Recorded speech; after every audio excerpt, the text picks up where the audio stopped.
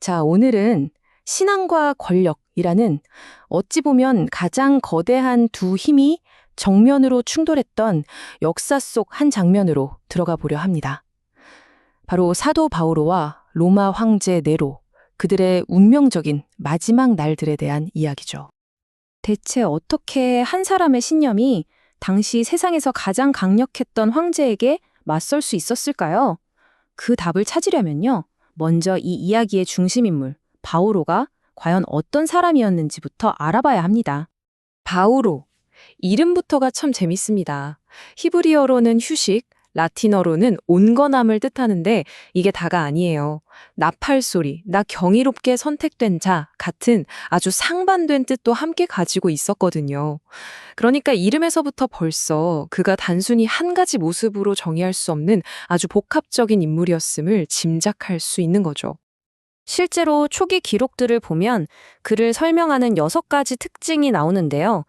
지칠 줄 모르는 열정과 동시에 아주 깊은 겸손을 가졌던 정말 비범한 인물이었음을 알 수 있습니다.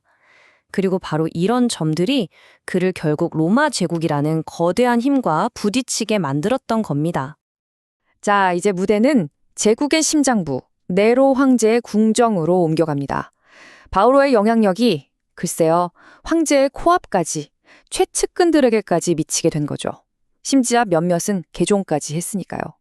그러던 어느 날 저녁, 바로 이 영향력 때문에 일이 터지고 맙니다. 한번 상상해 보세요. 조용히 설교를 듣고 있는데 갑자기 끔찍한 비극이 벌어진 겁니다. 네로가 정말 아끼던 젊은 시종이 창문에서 떨어져 그 자리에서 죽고 말았거든요. 황제는 거의 제정신이 아니었겠죠. 그런데 바로 그때 정말 믿을 수 없는 일이 벌어집니다.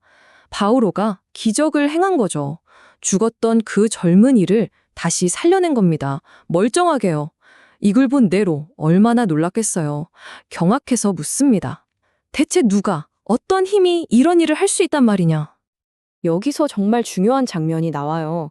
살아 돌아온 파트로클로스는 바오로에게 공을 돌리지 않습니다. 대신 모든 세대의 왕이 자기를 살렸다고 말하죠. 바로 이 순간 네로의 왕국과 보이지 않는 다른 왕국이 정면으로 부딪히기 시작한 겁니다. 이제 피할 수 없게 됐죠.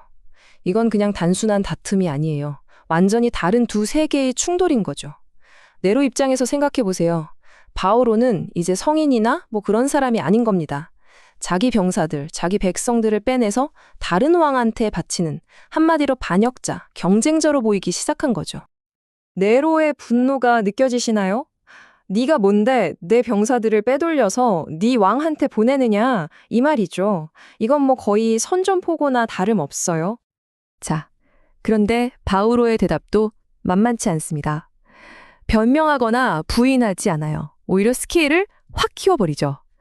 내 왕은 당신네 병사들뿐만 아니라 온 세상을 다스릴 것이고 결국엔 불로 세상을 심판할 것이다.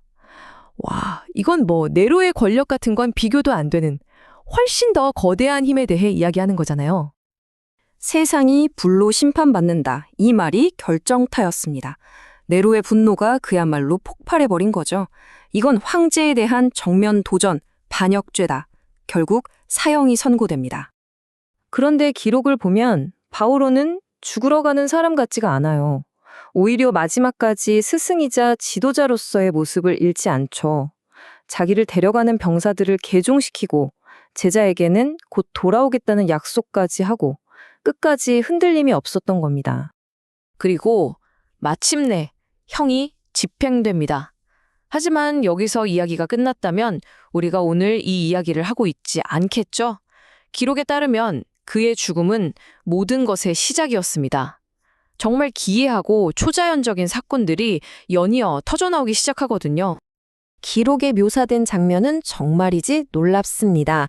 잘린 목에서 피가 아니라 우유가 흘러나왔다. 심지어 그 머리가 예수 그리스도라는 이름을 말했다고 해요. 가장 잔혹한 죽음의 순간이 오히려 지상의 패배가 아니라 하늘의 승리라는 걸 보여주는 증거가 되어버린 거죠. 자, 이 믿을 수 없는 소식들이 당연히 네로의 귀에도 들어갔겠죠. 황제는 공포에 떨었다고 합니다. 하지만 아직 진짜 하이라이트는 시작도 안 했습니다. 이야기는 이렇게 전해집니다.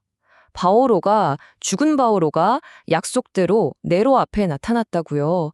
그리고는 황제의 심장을 꿰뚫는 정말 섬뜩한 경고를 남기고는 사라져버렸다고 합니다. 자, 이 숫자 2, 이게 누굴까요? 바로 네로가 보냈던 병사들입니다. 처형을 똑똑히 지켜보라고 보낸 그 병사들이요.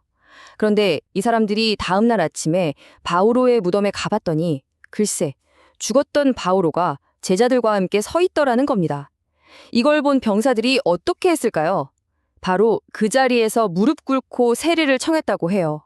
황제의 병사가 순교자의 제자가 된 거죠. 자, 이 이야기가 그자 그대로의 역사적 사실일 수도 있고 아니면 강력한 믿음이 만들어낸 하나의 상징적인 전설일 수도 있겠죠. 어느 쪽이든 우리에게 던지는 질문은 굉장히 묵직합니다. 도대체 무엇이 한 사람의 메시지를 그 사람 자체보다 더 오래 살아남게 만드는 걸까요? 그리고 그 거대한 권력 앞에서도 결코 꺾이지 않았던 그 힘은 과연 어디서 나오는 걸까요? 오늘 이야기는 여기까지입니다.